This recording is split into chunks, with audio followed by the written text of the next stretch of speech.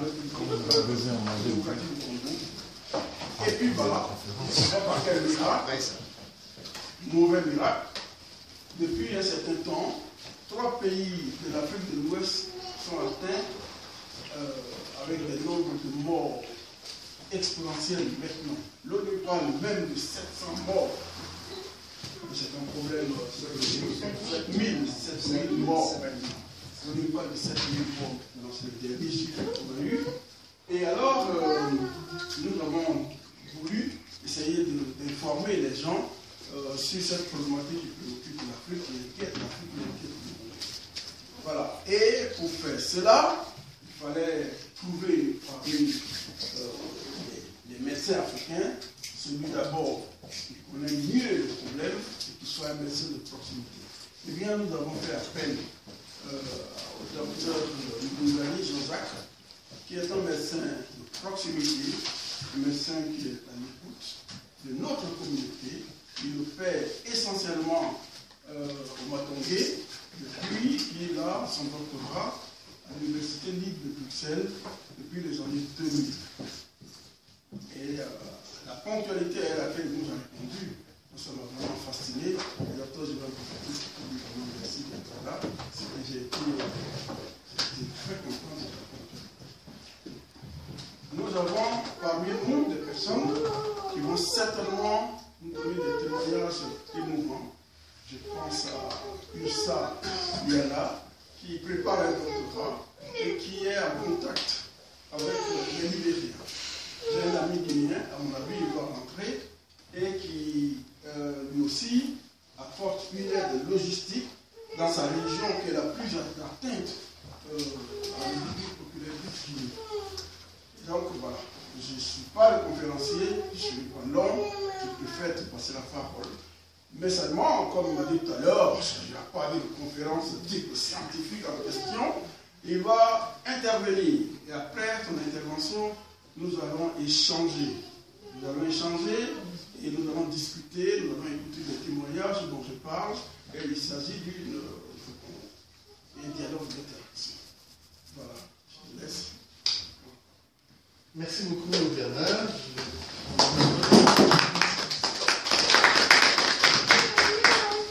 Merci à tous. Je suis Jean-Jacques Ndungani, je suis médecin généraliste, je travaille à Excel. Je suis quand même très proche de la communauté africaine. À la demande de M. Bernard Touna pour échanger autour de la maladie Ebola, je dis oui, je viens et partager les connaissances. Et en fait, ce que je souhaite, c'est l'interréactivité, parce que je pense qu'il y a des témoignages, il y a aussi le côté scientifique. Mais ce ne sera pas trop scientifique, ce sera plus parler de la maladie. Donc, quand on me demande de parler de la fièvre Ebola, qui aujourd'hui on parle de maladie Ebola, je veux d'abord rappeler, je serai bref, qu'il faut mettre ça dans un contexte général, des maladies qu'on appelle des fièvres hémorragiques. Et il y en a plusieurs. Les fièvres hémorragiques, souvent dues à un virus, qui quand on le contracte, l'être humain bien sûr tombe malade, fait de la fièvre, a des douleurs articulaires, a des douleurs aux muscles, vomit et a des hémorragies digestives, c'est-à-dire peut saigner par la bouche ou au niveau de l'anus. Et plusieurs maladies peuvent donner ces mêmes symptômes.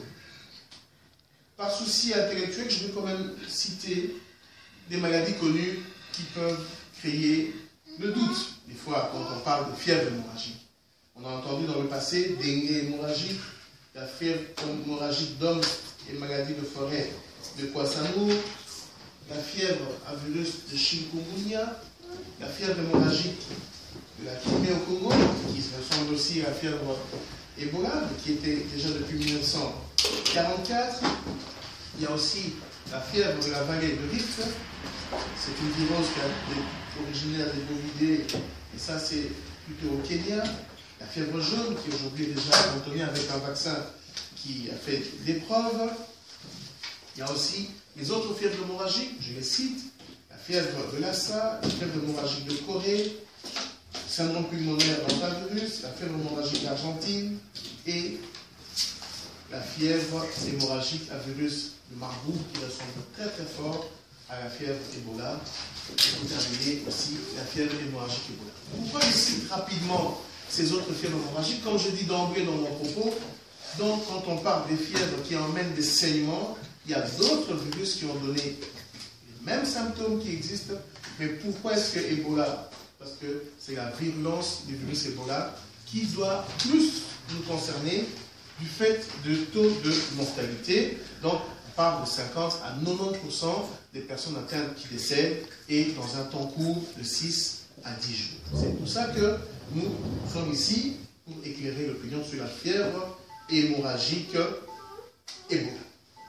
Rapidement, la transmission se fait parce que l'homme est en contact avec certains animaux, les rongeurs, les chauves-souris, les chimpanzés, en contact avec le sang, avec des sécrétions, avec même le sperme. Et bizarrement, il faut dire qu'il y a aussi des contacts interhumains. L'homme ne tombe pas simplement malade en contact avec les mammifères, mais l'homme tombe malade en contact aussi avec d'autres hommes. On a vu que les personnes malades, quand elles mouraient, la manière dont on les enterrait, donc les rituels, favorisaient l'infection et bien sûr les morts qui s'en suivent. La période d'incubation, le temps qu'on attrape le virus et le temps qu'on tombe malade est variable, de 2 à 21 jours. Les symptômes les plus importants, j'ai déjà cité mais je préfère le dire dans l'ordre. Il y a un début soudain de fièvre, de fatigue, des douleurs articulaires, de diarrhée, de vomissements, d'hémorragie digestive, d'éruptions cutanées et une évolution qui emmène la mort vers l'insuffisance hépatique ou une insuffisance rénale. Le diagnostic, bien sûr, bien qu'il soit clinique, mais la confirmation est biologique parce qu'il faut chercher les antigènes, les anticorps et même des fois chercher le virus. Clinique, pourquoi? Parce que dans les lieux où l'Ebola sévit, quand on a les symptômes, rapidement, on peut conclure que c'est Ebola. Mais le souci intellectuel, c'est pour ça que j'ai cité la panoplie des maladies qui peuvent donner les mêmes symptômes existe. Parce que le médecin ne faut pas simplement se tromper d'une hépatite, parce qu'il y a une insuffisance hépatique qui arrive après une hépatite, que c'est directement Ebola. Voilà. Donc, je vais relater brièvement la théorie par rapport aux fièvres existantes hémorragiques et mettre Ebola dedans dans les fièvres existantes en disant que c'est la fièvre hémorragique existante la plus dangereuse. Donc, le réservoir est animal, comme j'ai dit, au niveau des mammifères, des chauves-souris, des chimpanzés. Chance d'avoir cet exposé d'un ami confrère, Dr Yombi de Saint-Luc, qui expose très bien sur la maladie, pour qu'on ait aussi, à part le discours, on ait les images. Voilà un peu, comme vous voyez là, c'est que, imagez, hein, quand on dit fièvre hémorragique, grande fièvre, une personne qui saigne, au niveau de la bouche, mais même au niveau des oreilles, même, et plus bas, même au niveau anal. Fièvre forte, avec saignement. C'est des images qu'il faut garder en mémoire, pour nous comprendre. Les symptômes, j'ai cité rapidement, mais la caractéristique des fièvres hémorragiques, c'est que dans 5 à 70%, il y a des hémorragies. Il y a des saignements. En moyenne, c'est 40%. Une mortalité très élevée, de 1 à 75%. Mais dans le cas d'Ebola, ça c'est pour les fièvres hémorragiques en général, dans le cas d'Ebola, la mortalité est de 50 à 90%. Donc, Ebola tue rapidement. Mais très vite dans mon propos, je vais vous expliquer que ce n'est pas Ebola tue, mais ce n'est pas la maladie qui tue le plus. Il y a d'autres maladies qui tuent plus qu'Ebola. Voilà. Je passe les types de virus. Bon, c'est un virus type ARN, c'est-à-dire que pour qu'il puisse vivre, il a besoin d'un support. Il doit être dans un organe, dans une cellule pour pouvoir se multiplier. Et s'il est dans l'air libre, en moyenne, il peut disparaître. Il peut disparaître en 8 heures, en 8 ans. Et vous avez sûrement lu que, malgré la peur d'Ebola, mais les principes simples d'hygiène, bien désinfectés, et éviter les contacts peuvent empêcher de tomber malade. Voilà, ce sont les types de virus existants. Je passe. Donc, c'est une maladie nouvelle. Point d'interrogation. Je corrige mon ami Bernard Tounat, c'est pas son domaine. La maladie existe connue depuis 1976 au Congo et puis au Soudan. C'est là que c'est connu. Donc on a 38 ans de maladie d'Ebola, due à un virus qui est logé chez des mammifères. Ces mammifères qui sont mangés par des humains. Mais dès lors que l'humain en tombe malade, il peut le donner à un autre humain. Voilà, je me répète, mais c'est important. Donc, voilà, maladie Ebola chez l'homme. 50 à 90% de la transmission. Yamboukou, c'est le lieu qu'on a trouvé ça en RDC, et Nzara, c'est au Soudan. Au début, les gens étaient désemparés. Tout un village, comme ça, les gens meurent. Et à Yamboukou, ben voilà, donc on a dû fermer l'hôpital. C'était une des raisons qui a empêché l'épidémie de continuer, parce que au début, les gens venaient se faire soigner, les personnes hospitalières étaient en contact, ils étaient eux-mêmes infectés, ils soignaient d'autres personnes, ils les contaminaient, et ça faisait le cycle. C'est quand même plusieurs morts en ce temps-là. Voilà, une des personnes qui a découvert la maladie en 76, Dr. Philips. C'est un tableau important. Il faut dire qu'en 76, depuis là, il y a eu quand même plusieurs épisodes en médecine. Il y a eu quand même 7 épisodes. Yamboukou, Tandala, Kikwit, Mweka. Vous voyez qu'en Angola, en 2004, il y a quand même un épisode en Angola. Ici, Congo-Brazza. En 2001-2002, 2003-2005. Au Gabon, il y a quand même plusieurs épisodes. Au Soudan, 76, en même temps que le Congo, en 79 puis en 2007. En Ouganda, plusieurs épisodes. Jusque-là, la maladie était connue. Mais bon, il faut le dire, on déplore que la communauté internationale n'a pas mis trop de moyens aussi pour essayer de trouver des médicaments. Dès lors qu'on gérait la maladie et que ça disparaissait, on était plus ou moins content. Gérer la maladie, ça veut dire, les personnes malades, quand elles viennent, les traitements sont symptomatiques. On les réhydrate, on donne des antimalariques, on donne des antibiotiques, on donne des médicaments pour leur permettre de résister. Il y en a qui partent, qui meurent. C'est un peu la loi de la sélection naturelle. Il y en a qui partent, parce qu'il n'y a pas vraiment de médicaments. Il y en a qui résistent, ils sont guéris. Mais il n'y a pas vraiment eu de volonté au niveau international pour chercher un vaccin. Il faut le dire. Voilà, donc ça atteint l'Afrique centrale, les pays avoisinants, et maintenant, ça atteint l'Afrique de l'Ouest. Vue de l'MSF, voilà. Donc il faut bien se protéger, il faut nettoyer les vêtements, donc il y a une règle d'hygiène de base. Ça, cette carte-là me reviendra un peu, c'est pour dire, bon, maintenant, en 2014, 3 grands pays. Guinée, Sierra Leone, Libéria. Frontière poreuse, c'est cette zone ici qui est plus concernée. Parce que bon, il y a une population qui se traverse, la maladie est arrivée, la prise en charge n'était pas efficiente, les instruments, les infrastructures médicales n'étant pas bonnes, le personnel pas très bien aussi outillé, c'est ce qui a fait que ça fait cette catastrophe. Vous voyez, il y a un parallélisme, je le dirai plus tard, de 76 à 2004, tout confondu, Afrique centrale, on a pas plus de 2000 morts en 38 ans.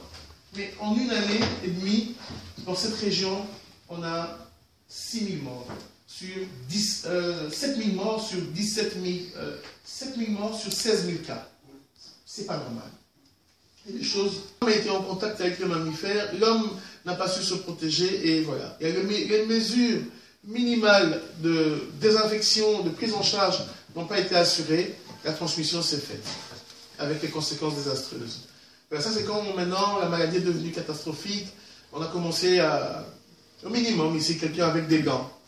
Voilà. Il faut se protéger, un casque, il faut éviter les contacts directs. Vous avez appris que dans certains aéroports même, on avait commencé à prendre des températures au laser pour prendre la température des gens. Mais en réalité, Ebola ne se transmet pas par voie aérienne. Donc il n'y a pas de, c'est pas comme la grippe où on peut attraper parce qu'on a parlé avec quelqu'un. Il faut vraiment avoir touché la personne, avoir été en contact physique avec la personne qui était malade, avoir touché son sang, ou bien manger une viande qui a le virus, ou bien toucher les sécrétions, et même pour les jeunes personnes, même lors des relations sexuelles, ça peut quand même être aussi une voie de transmission.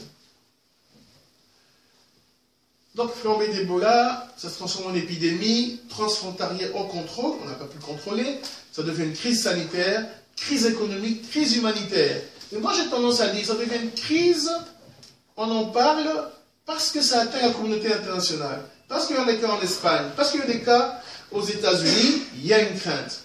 Même à la bourse, il y a eu une chute des compagnies aériennes, comment on appelle ces investissements. Il y a eu une peur, une panique qui s'est installée à New York. Voilà. Et vous voyez bien, donc un cas ici, pardon? Dallas. À Dallas, je crois. À Dallas. Voilà. Et puis, aux États-Unis, dans quelques cas, et ça a alarmé tout le monde. Bon, la conscience a été prise. Donc, comme je disais, le réservoir est animal, l'homme allant vers ce réservoir, ou inversement, consommant les mammifères qui ont le virus en eux, tombent malades, entre les hommes, quand il y a des contacts cutanés, contacts sexuels, quand il y a des rites, parce que là, dans certaines cultures, c'est important de dire que dans la culture africaine, il faut préparer le corps, et même si la personne est morte de maladie, la famille vient quand même laver, la maman va laver son fils malade, ben voilà. À ce moment-là, lors des préparations, des rites funéraires, il y a aussi transmission de la maladie. Donc, dans certains moments, on a dû demander aux familles de ne plus de casser avec les rites, mais casser avec les rites, c'est rompre avec la culture, et c'est des fois difficile de faire passer le message. Dire aux gens de ne pas manger la viande de serpent-jet ou des viandes de certains mammifères qui sont très délicieux dans leur culture, ils ne comprendront pas. D'où la question qu'on nous pose souvent, mais si on chauffe très fort à la température, ils vont mourir. Non. Jusqu'à présent, il n'y a pas encore de garantie qu'au-delà de X température, le virus pourra disparaître. Donc ça, c'est au niveau théorique, je l'ai dit, je reviens en contact direct entre les personnes baisées et muqueuses, du sang, des sécrétions, des organes, des liquides biologiques, contact indirect, comme ça a été dit, les rites funéraires, les spermes, jusqu'à 7 semaines après la guérison.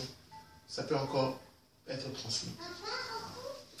Voilà, un petit tableau où j'aimerais quand même dire. Donc, en RDC, cette épidémie. 76 Yambuko, 77 Tandala, 95 Kikwit, 2007 Mweka, 2008 Kaluamba, Isiro, Bwende. Ici, il y a quand même 70 cas. Bon, 70 cas. Sur les 70 cas, 60% sont morts. Faites vite le calcul. Hein? Comme ici, on dit Tandala, c'est un cas, 100% de morts. Le seul cas est décédé. Voilà. Donc, c'est important de garder à l'esprit qu'il a tué en RDC, ou un des premiers pays où on a trouvé la maladie, mais les nombres sont acceptés. On ne peut pas accepter le nombre des morts, mais proportionnellement, on est à des nombres 318. Voilà. Mais ici, maintenant, on est à 7000. Ça devient catastrophique. Donc, voilà, comme je dis, le temps d'incubation, le temps entre l'infection, contracter le virus et commencer à devenir malade, de 2 à 21 jours. Mais pendant cette période, on n'est pas contagieux, heureusement. Les douleurs abdominales, la fièvre, mal de tête, douleurs articulaires, la fatigue, les hémorragies sont tous les symptômes qui ont été dit auparavant. Voilà, ça c'est le pourcentage des symptômes. Le tableau, voilà. Ici j'aime bien les images. Voilà, une bouche vraiment qui saigne, vous voyez. Voilà. C'est ça, Ebola. C'est pour ça que ça fait peur. Mais on peut le confondre, comme je l'ai dit au début. On peut le confondre, j'ai d'abord mis avec les autres fièvres hémorragiques. Mais on peut le confondre aussi avec d'autres maladies. Le paludisme, la malaria, la fièvre typhoïde, le rickettsia. Donc toutes ces autres maladies peuvent aussi, dans les symptômes, mimer la fièvre hémorragique Ebola, qu'on appelle aujourd'hui maladie d'Ebola. Comment savoir qu'on a Ebola ou on est en face de quelqu'un qui a Ebola? Cliniquement, comme je dis, malgré les confusions des autres maladies qui peuvent donner de la fièvre hémorragique, mais cela est typique, comme je dis, une grande mortalité. En 5-6 jours, c'est fait, mais il faut aller faire des analyses. Chercher l'antigène, les anticorps ou même les virus. Le traitement. Je l'ai dit dans mon propos à l'entrée de jeu, il n'y a pas de traitement, il n'y a pas de vaccin à l'heure actuelle, pas de sérovaccination. On traite les symptômes, on réhydrate, on donne des antimalariques, on donne des antibiotiques s'il faut, et on observe. Ceux qui résistent, ceux qui partent. Mais il y a un espoir. Il y a des vaccins qui sont en étude, il y a des antiviraux qui sont en étude, il y a 2 vaccins dont les essais vont commencer 2015-2016. Là, on aura peut-être tous compris qu'Ebola, le réservoir, il est animal, il peut s'attraper quand on consomme. Il faut que nous soyons nos apaisements. Par exemple, la rougeole, il y a les enfants. Ici, les gens sont vaccinés, mais en Afrique, un cas de rougeole peut entraîner 18 cas de contamination. Or, un cas d'Ebola n'entraîne que 2 cas, nouveaux cas. Donc, en proportion, c'est une maladie hyper dangereuse et qui tue, mais dont la proportionnalité de transmission est moindre que d'autres maladies. Il y a eu quelques cas en USA, en Espagne, tel que c'est connu. Au Nigeria, il y a eu quelques cas. Il y a un cas typique d'un diplomate, mais qui revenait, qui avait été voir sa famille en Guinée, et qui est revenu à Lagos. Et lui, il a contaminé un conseiller. Le conseiller est allé encore dans une autre ville du pays, qui a été soigné. Le médecin qui l'a soigné est tombé malade. Ce médecin est mort, lui n'est pas mort. Donc, mais certains pays de la région ont pu gérer. Dans la carte que j'avais montrée auparavant, il y a le Nigeria qui a quand même pu gérer, il y a la Côte d'Ivoire, il y a le Sénégal, il y a eu le Mali, d'ailleurs, il y a de morts. On peut dire aujourd'hui que la croissance d'Ebola est en train d'être maîtrisée. Mais il faut être vigilant. En Belgique. Parce qu'on est en Belgique. C'est important. Il y a un centre général de contrôle d'Ebola en Belgique. Ils ont pris des précautions et il y a quelques mois parce que l'école lui a demandé de garder son enfant 21 jours à la maison. Et je n'ai pas compris pourquoi, parce que la directrice, parce que c'est une école pour enfants retardés mentaux, la directrice a des plaintes des parents, d'autres parents, disons, il y a 2 jeunes Africains, est-ce que leurs parents n'ont pas été en Afrique, est-ce qu'ils n'ont pas eu la visite des membres de la famille? Et c'était à la rentrée de l'année, et la directrice, la dame, n'a pas pu gérer ça, elle s'est renseignée, et comme l'incubation était de 2 à 21 jours, mais elle a donné 21 jours de congé à ses 2 enfants. Et quand j'étais saisi, j'ai dit non, c'est pas possible. J'ai téléphoné à l'école, j'ai discuté avec la directrice, elle a été en contact avec l'hôpital Saint-Luc. C'est vrai que quand elle a eu des affirmations que ça ne pouvait pas être transmis, parce que d'autant plus que les parents n'avaient jamais voyagé. Vous imaginez, la rumeur, c'est que ça peut faire, c'est ça que je voulais dire, la rumeur a fait craindre à cette directrice et aux autres parents d'élèves jusqu'à exclure les enfants de l'école. Mais vous savez qu'a fait un des parents? Il n'a simplement pas emmené son enfant à l'école pendant 21 jours en se disant, mais ces 21 jours qu'on accepte qu'ils viennent maintenant, quel sera le traitement qui sera au niveau humain par rapport à ces enfants. Donc, c'est important de dire que, bon, c'est normal que les autorités ouvrent un œil, mais des fois, l'autorité donne à plein de gens qui voyagent, si 2 jours après ils meurent chez eux, il faut aussi savoir l'historique, retracer l'historique des morts, même ici en Belgique. En Belgique, il y a 3 grands hôpitaux qui s'occupent d'Ebola. Il y a l'hôpital Saint-Pierre, Leuven et l'hôpital Anvers. Donc, tout est pris en charge en Belgique pour juguler Ebola. Vous devez savoir que depuis quelques mois, il y a quand même quelques cas qui ont été pris en charge, mais très rapidement, emmenés dans les centres de référence. Et jusqu'à présent, il y a 0 cas d'Ebola en Belgique. Je vais peut-être conclure en parlant de la République démocratique du Congo, qui est un des premiers pays qui a connu Ebola en 38 ans, mais qui a quand même su gérer. La dernière crise, vous avez vu, c'est 70 cas à Bwendé, et ça a été géré correctement par simplement des mesures de prévention. Parce que jusqu'à présent, il n'y a pas de traitement. Les traitements qui existent sont des traitements à l'essai, mais nous ne devons pas en faire une folie. J'ai dit, je vous remercie.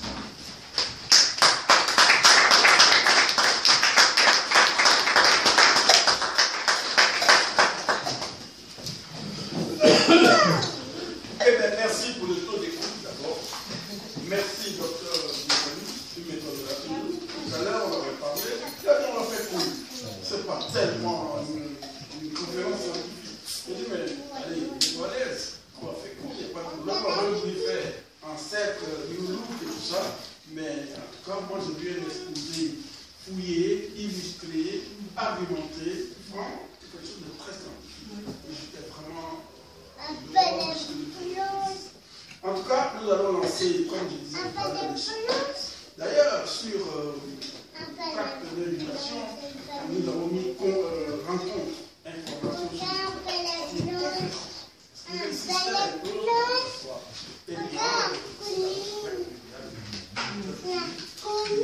très illustré. En tout cas, les images ne parlent pas. Merci beaucoup. Merci beaucoup d'abord. Merci. On va discuter. Une discussion. Respire. Donc, prends la question. Et à la fin, nous avons un grand capant. Même si la situation dans laquelle nous sommes est une situation alarmante, cela n'explique pas plus la communauté. Alors, Ursula, je disais tout à l'heure, c'est vrai, Ursula, il y a là, et qui prépare un doctorat. La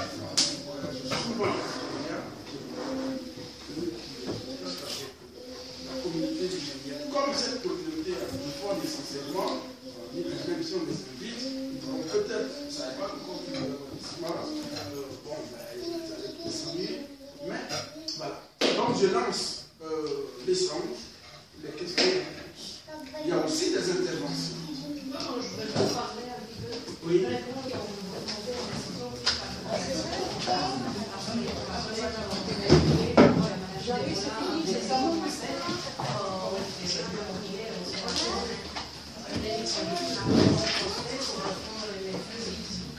Même si la communauté internationale, bon, surtout les ONG, voilà, il faut prendre le guide, il faut faire qu'est-ce qu'il faut pour éviter cette maladie. Mais bon, vous savez très bien qu'aussi, la communauté internationale n'a pas tout dit, bien sûr. C'est 8 mois après le début de l'épidémie que la communauté internationale a commencé vraiment à mettre des mesures en place afin de éviter la maladie. Mais bon, pour le Libéria, pour ceux qui ne connaissent pas, donc c'est un pays qui a été. Ah oui, mais justement que tout près de la frontière, on a vu la Côte d'Ivoire et le Libéria, dans le comté de Libéria. Vous avez montré sur la carte qu'il y avait une très belle carte. C'est grave? Non, il y avait une autre avec la route, parce que voilà, c'est là. Il faut savoir que surtout au Libéria, il n'y a pas d'infrastructure. La guerre civile qui a sévi dans ce pays de 1989 jusqu'en 1996 et après la guerre avait pris vers 98, 99 et s'est terminée en 2003. Donc l'infrastructure libérienne existante a été totalement détruite. Il n'y a pas de route si jamais il pleut. Vous pouvez faire 120 km en 6 ou 7 jours parce que vous ne pouvez plus avancer. Mais donc là, le réseau routier il est assez bon à la frontière entre la Guinée, la Sierra Leone et la ville de Bois. Ici, là. Oui, là. Enfin, parce que c'est là qu'a été découvert le patient zéro de cette épidémie d'Ebola. C'est cette zone-là. Oui, c'est cela. C'est un garçon de 2 ans qui a été. C'est vers Zéreporé. Oui, mais donc bon, eux ils disent que là, moi j'avais lu MSF. Qui disait que c'est là-bas qu'ils ont identifié le patient zéro d'Ebola, un garçon qui avait touché un animal mort de la forêt. Et bon, comme dans cet endroit, la viande de la brousse, elle est aussi la seule peut-être source de revenus puisque de la forêt. Donc ça a fait que la maladie s'est propagée très très vite. Et pourquoi, peut-être pour le cas du Libéria, vous vous demandez pourquoi du nord du Libéria, l'épidémie est arrivée à Monrovia.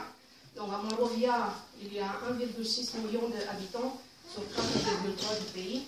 Donc un tiers de la population vit là-bas. Et la maladie a été transportée par les gens, puisqu'ils font du commerce, ils font des échanges, ils ont des familles. Et donc par la route, même si elle est dans très mauvais état, la maladie a été amenée à Monrovia, où on vit dans quartiers salubres, dans des quartiers moins salubres, et même dans un très grand bidonville insalubre, qui est le West Point, qui a fait la une de tous les journaux lors de l'attaque du célèbre dispensaire, centre où on a mis ensemble quelques malades ou suspects d'Ebola. Exactement, c'est ça.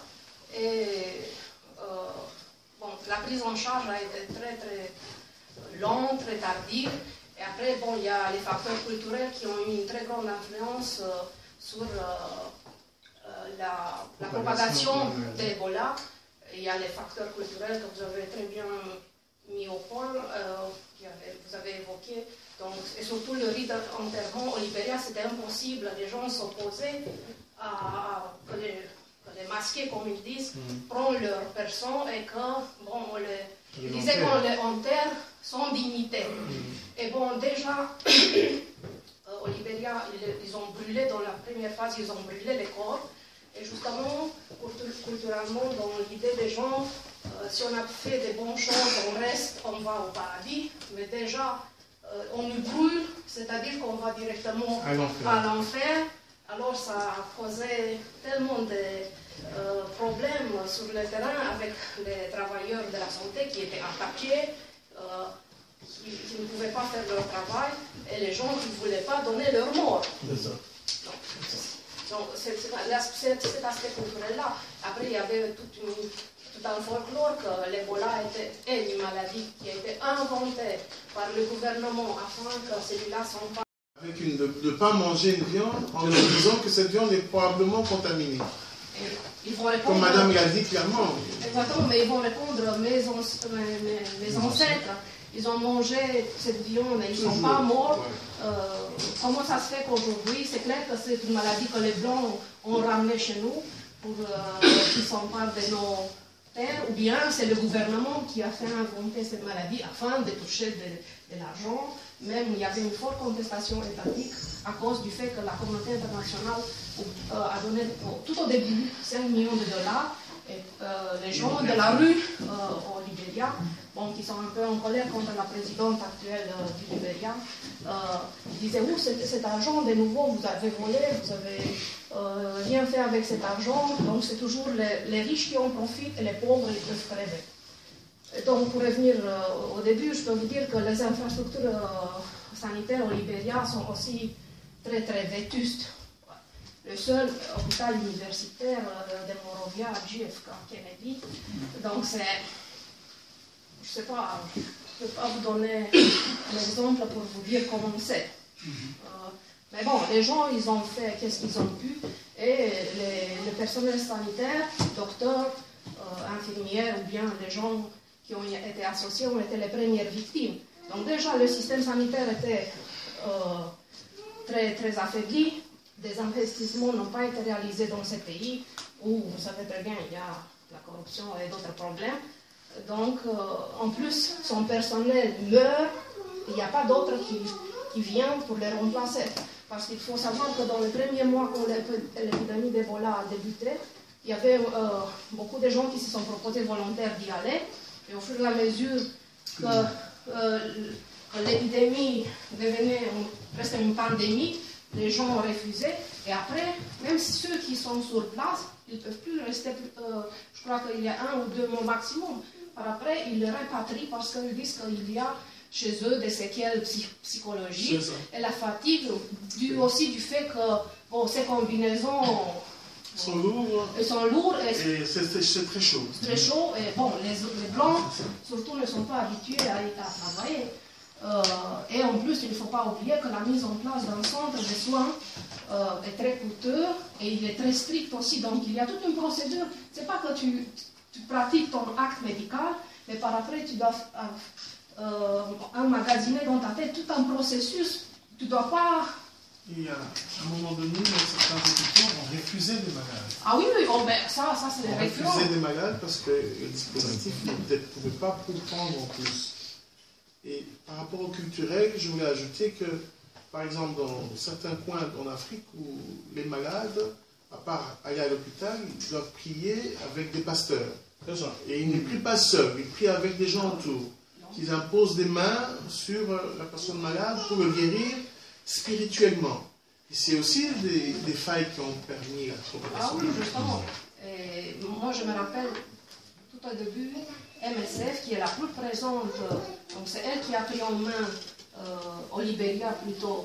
Je ne connais pas trop les autres pays, mais au Libéria, le MSF a été le plus virulent. Et ils l'ont ramené même à l'ONU, le problème devant le Conseil de sécurité, en disant si on ne fait pas quelque chose, ce pays risque de disparaître. Il n'y a que 4,3 millions de personnes au rythme des infections et des décès tout au début de l'épidémie. Donc, Et tantôt que vous avez vu qu'en 38 ans, en Afrique centrale, il y a eu 2000 morts, c'était géré, mais en une année et demie, nous sommes la proportion est très grande. C'est vraiment parce qu'il y a un effondrement du système sanitaire dans ces pays-là par rapport aux autres pays, et les habitudes culturelles ont favorisé cette propagation. Mais bon, par rapport à la communauté internationale, il y a une très grande critique qu'on peut formuler, c'est qu'ils ont pris... L'hiver qui va arriver pour les personnes qui souffrent des affres avec l'État islamique, ce qui est louable. Donc ça veut dire aussi que s'il y a une volonté, s'il y avait une volonté pour Ebola, on aurait eu aussi les fonds nécessaires depuis très longtemps. Ce n'est pas de maintenant, il faut quand même voir. Depuis 1976, la maladie existe, les cartes le montrent. Il n'y a pas eu de volonté d'aller vers une solution. Exactement. Mais bon, aussi, numériquement, ce n'est pas très intéressant ni pour les laboratoires pharmaceutiques, puisque le numéro de personnes qui atteignent par cette maladie, c'est infime. Ouais. Qu'est-ce qu'ils vont gagner? Donc pour cela, ils n'ont pas mis jusqu'à présent à point un médicament ou un virus. Mais lorsqu'on a vu que le virus peut passer exactement, mais c'est à ce moment-là c'est à ce moment-là que maintenant on se dit que il faut absolument faire parce que sinon il va arriver chez nous. Toutes les grandes entreprises pharmaceutiques, ils réfléchissent comment trouver un vaccin. C'est bien dit en tout cas. Oui, non, mais bon, c'était ça.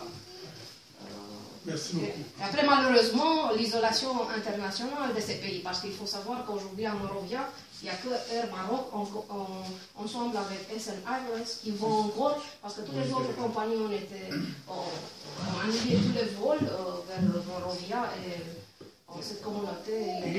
Madame, vous avez vu que, bon, c'est pas un tort, mais il y a un pays d'Afrique qui a refusé d'organiser la Coupe d'Afrique. Ah ben justement. Par peur. Ou bien d'autres qui ont refusé. Et d'autres qui ont refusé d'aller participer à la Coupe d'Afrique.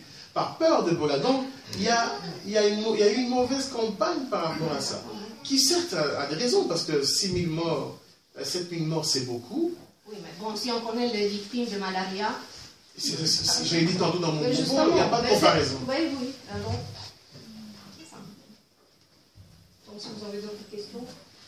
Oui. Évidemment, on a dit l'interactivité, très important.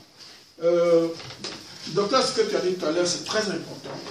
Il faut que le doute dans l'esprit des gens soit dissipé. Beaucoup de bruit court, notamment en Afrique, que cette maladie, il l'a dit déjà, ce sont les Occidentaux qui ont rapporté. Scientifiquement, qu'en est-il? Non, pas du tout. Les Occidentaux n'ont pas rapporté Ebola.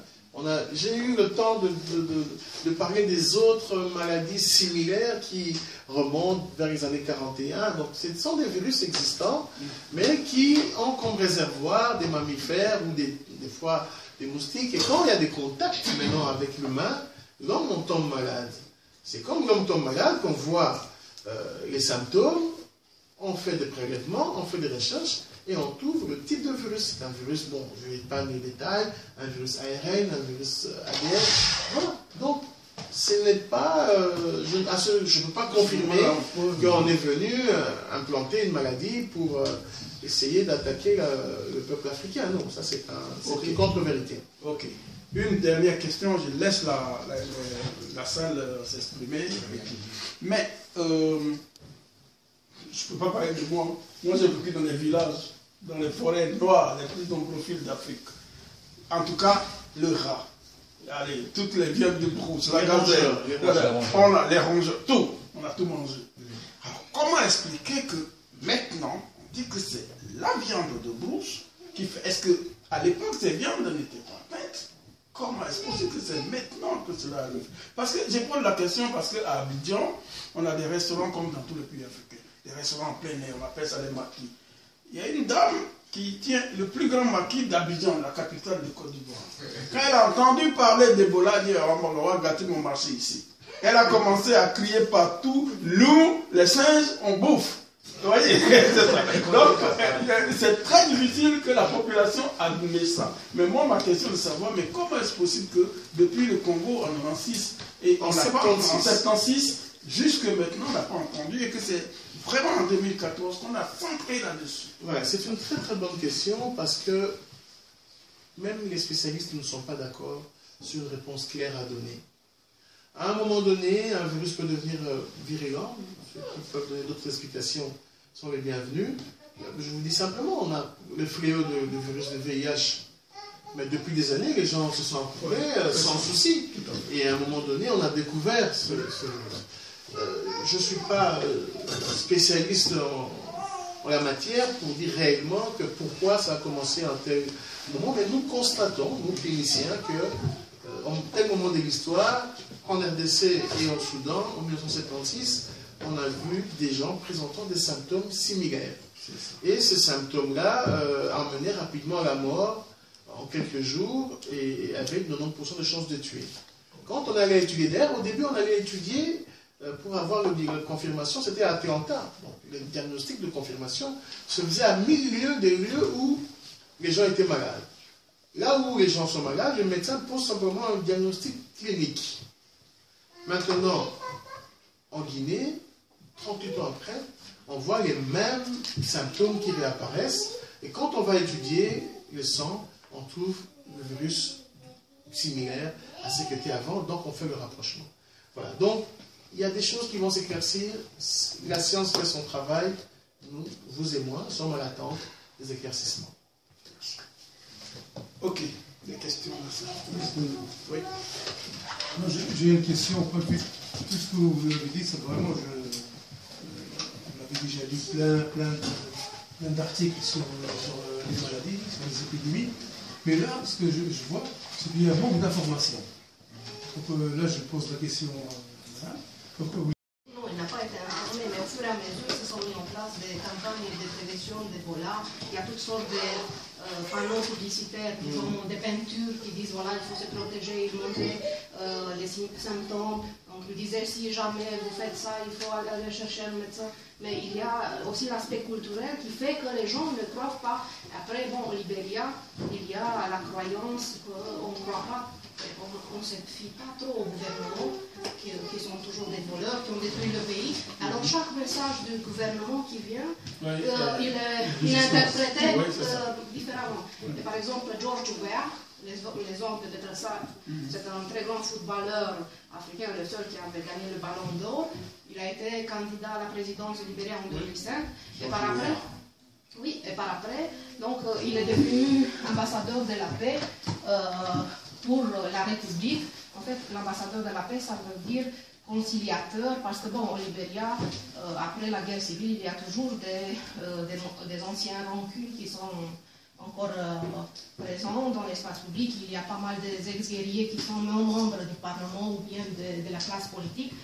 Et alors, vous voyez, il y a aussi, il y avait l'information, mais il y avait aussi la résistance culturelle et la résistance à l'information qui vient du gouvernement. Alors, je me rappelle, au mois de mars ou avril, ils ont envoyé des gens en campagne, surtout au nord, à côté de la Côte d'Ivoire et de la Guinée. Et c'était la Croix-Rouge qui est partie avec des volontaires. C'était les mêmes gens qui traitaient la malaria ou bien les maladies locales. Et qu'est-ce qui s'est passé? Donc la communauté les a reçus avec coups de bâtons, et il y en a qui sont allés dans la forêt. Et alors le chef de la mission de la Croix-Rouge avait crié au chef du village en lui disant je ne me rappelle pas son nom, donc monsieur, comment ça se fait que nous, quand on vient pour vous traiter contre la malaria ou d'autres maladies, vous nous recevez avec les bras ouverts, et aujourd'hui on vient faire une campagne d'information contre l'Ebola, et vous nous recevez agressivement, ou bien vous courez. Ils couraient, ils ne restaient pas dans le village. Donc il y a plusieurs facteurs qui ont Je voulais été là. rajouter, c'est vrai que la plupart des pays ont des systèmes économiques faibles, avec des systèmes de santé effondrés, mais il y a aussi le temps de latence. Les gens n'ont pas pris, en réalité, la chose très vite. Mais maintenant, les campagnes existent. Vous savez, dans d'autres pays comme en Côte d'Ivoire, au Sénégal, les nouvelles technologies ont contribué avec Ebola. Maintenant, il y avait des SMS gratuits dans les réseaux à téléphone qui vous parlent d'Ebola, de manière de faire, de désinfecter, faire attention. Donc des messages, c'est comme si vous avez à votre téléphone des messages de prévention. Et donc ça a contribué aussi à éveiller. Donc, si vous voulez, ça a pris le temps, lentement, mais c'est en train d'avancer. C'est ça, ça a pris le temps. Parce que moi, j'ai commencé à m'intéresser à cette problématique, vraiment, de l'information, le jour où mon ami Bernard a refusé d'aller voir sa famille par peur de Ebola. C'est parce que lui Moi, aussi, c'est que entre nous. il n'était pas informé. S'il était venu chez moi, je lui ai dit qu'il pouvait aller avec un kit de protection. Non. Voilà, la rumeur, il a plus peur pour lui, mais la rumeur.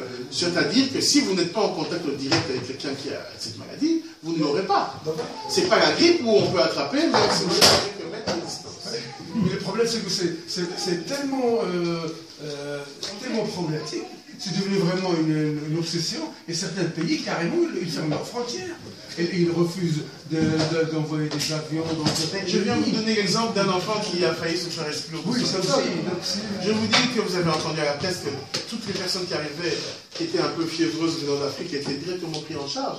Mais tous les cas se sont révélés négatifs. Mais c'est normal, il y a la peur.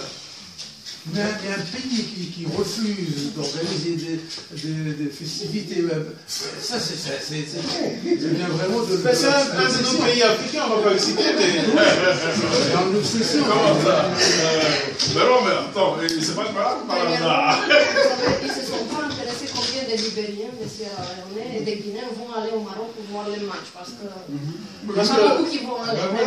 C'est ça. Donc s'ils auraient dit, voilà, on met en quarantaine, 20 jours les joueurs, ok. Mais M. Mohamed, avec cette image-ci, je vous dis que s'il y a un cas dans un hôpital, beaucoup de gens fuiraient travailler ce jour-là. Il faut prévenir que de guérir. On va prendre ce moment en Afrique. Je reviens encore sur la même question. En 76, C'est LDC. ouais, c'est là. Oui. Mais il n'y a plus rien pendant 38 ans. Non, pas du tout, vous avez vu, non? Il n'y a plus rien. Non. Il n'y avait plus rien. Non, regardez. 76, Yamoukou. 77, Tandala. 95, Kikwit. Oui, dans la même région. C'est dans la même région. Oui, et puis ensuite, dans 76, pas mal. Regardez les tableaux. Là, oui, il n'y a plus rien. 79, Oui. il y a quand même un gap de 10 ans. Ici. Donc finalement, ça a toujours été latent. 2000 ans, il existe. Mais il y a des moments où quand même vous avez 10 ans de répit. Mais comment ça se passe? On aura pu comprendre qu'il y avait quand même un foyer qui s'allumait plus ou moins du côté du Congo-Brazzaville, de la Centrafrique, plus ou moins même du Cameroun, on pouvait comprendre.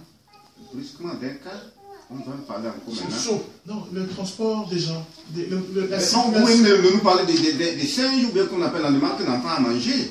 Non, Non, monsieur, là je pense, nous sommes dans des hypothèses.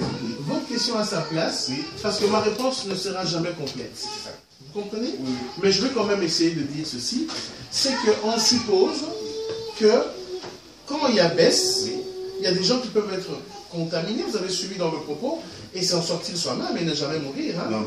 Et ces gens, ils sont contaminants. Vous avez vu que même quelqu'un qui est guéri peut transmettre encore 7 semaines par le sperme. Donc il y a contamination, et on n'a jamais empêché les peuples africains de bouger. Donc on se pose cette question en se disant que probablement que quelqu'un est venu de la maladie ou a emmené sa nourriture de là où il était, ou lui-même s'est exporté et a créé, a contaminé. Avant même qu'on trouve le patient zéro, il y a peut-être d'autres personnes qui sont mortes sans qu'on sache que c'est ça. C'est quand ça commence à augmenter en nombre que tout le monde s'intéresse. Mais vraiment, qu'on appelle la situation est un peu critique quand même. comme vous l'avez dit, et pourquoi la communauté ne bouge pas? La communauté internationale ne bouge pas. Madame a répondu, c'est un problème d'intérêt. Je vous ai dit qu'en 76, jusqu'à 10 ans, il y a eu que 2000 morts en Afrique centrale. En Afrique de l'Ouest, il y a des milliers de morts. Mais quand vous comptez ça par rapport, par exemple, aux morts de paludisme, aux morts, aux problèmes du diabète, les grandes firmes préfèrent investir dans d'autres pathologies. Nous, en Afrique, on n'a pas de firme pharmaceutique d'abord. On est tributaire d'autres pays. Et donc, voilà. Donc les choix même des firmes n'ont rien à voir avec les choix des pays. Hein. C'est maintenant qu'il y a eu une conscience de la communauté internationale que les films commencent à se dire, non, si Ebola se propage, il y a eu la peur. Je crois que le premier malade américain a fait peur aux États-Unis. À la bourse, les compagnies aériennes ont perdu à la bourse. Moi, je suivais à la radio, ici, la RTBF, qui disait clairement. Donc c'est en ce moment-là qu'on se dit, waouh, en Belgique, mais tous les moyens, mettre ces dispositifs de contrôle, même à Zaventem ou à Charleroi, c'est beaucoup d'argent qui est dépensé. Et si aujourd'hui on trouve ne fût-ce qu'un seul mort belge d'Ebola, connaissant la logique des pays démocratiques, le gouvernement aura des difficultés, parce que les gens n'acceptent pas. Surtout de mourir d'une maladie qui n'est pas de chez eux. Franck, Non, c'était juste pour vous dire que j'ai eu l'occasion au Parlement européen de rencontrer un médecin belge qui est en train de créer, qui travaille pour un laboratoire qui, si ma mémoire est bonne, s'appelle Tribelka ou un truc comme ça, mais enfin de toute façon j'ai gardé ses cartes. Je peux vous passer ses coordonnées, et qui projette ou a déjà commencé à créer un centre de soins vétérinaires à côté de Kinshasa, de soins vétérinaires pour petits mammifères, en tenant compte justement du fait que la population mange des petits mammifères, sans indiquer lesquels, et que c'est par eux qui sont obligés eux-mêmes de subvenir à leurs besoins, et que par conséquent, il fallait protéger ces petits mammifères pour que la population elle-même soit protégée. Donc, mais c'est une très bonne. Mais c'est un gros laboratoire, c'est important. Et ils sont en rapport aussi avec l'intergroupe au Parlement européen, qui existait déjà, mais qui donc avait été créé par un socialiste anglais, David Martin, qui n'est plus député maintenant, mais qui a passé la main à un autre député, une dame, anglaise également, et qui, donc, c'est un intergroupe sur l'accès aux médicaments. L'accès aux médicaments et du point de vue donc, du patient. Et qui fonctionne très bien. Je peux également vous mettre en contact avec eux, ou à moins que vous ne le soyez déjà. Je voulais simplement dire, je n'ai pas dit dans mon propos, que Médecins sans frontières, qui est un des principes, pour mettre sur pied un genre de test rapide comme test de grossesse. J'étais à une conférence dernièrement à l'UCL, on s'est dit que ça serait peut-être mieux de gagner du temps en faisant directement avec une goutte de sang, Ebola, pas Ebola. C'est un peu encore utopique dans le rêve, mais ce serait peut-être une façon facile, parce qu'aujourd'hui, comme j'ai dit tantôt, tous ceux qui ont de la fièvre et qui saignent sont mis Ebola, alors que dans ce groupe, il n'y a pas tout le monde n'est pas Ebola. Donc, c'est bien de traiter les petits mammifères, parce que ça va couper le cycle. Hein, vous avez vu, voilà, il y a un schéma que j'avais mis tantôt. C'est le but. Il y a un schéma qui va couper ce cycle. Je pense que je suis vraiment très fier de mon ami qui a fait ce diapo, qui m'a donné. Voilà. C'est bien. Vous voyez, donc ça va couper ce cycle-là. Chauve-souris, antilope, chimpanzé et être humain. Et voilà. Donc on peut quand même gagner. C'est parce qu'ils en ont besoin pour vivre. Survivre. C'est leur nourriture qui est contaminée. En fait. C'est terrible. Ah oui, c'est ça. Okay. Merci docteur pour cet échange. Mais c'est-à-dire au niveau de, au-delà de l'aspect des facteurs naturels et en fait culturels. Et puis on vit aussi l'effondrement, presque inexistant, du côté sanitaire. Je ne sais pas si aujourd'hui, tout le monde parle d'Ebola, comme si c'était un peu comme on était encore des années 45, fièvre sanitaire. Et je ne sais pas si le fait de réveiller ce facteur-là, c'est pour empêcher l'exode, en fait, disons, de la population africaine qui a envie, bon, parce que bon, au-delà des guerres, qui tuent, hein, parce que bon, quand on parle du Niger, de Libéria, il y a quoi, la guerre a commencé depuis les années 86 jusqu'en 89. Et vous l'avez bien dit, vous l'avez mentionné, toute l'Afrique est en feu, et on ne sait pas où aller. Et donc, le seul moyen de pouvoir, en fait, disons, souffler, c'est l'Occident.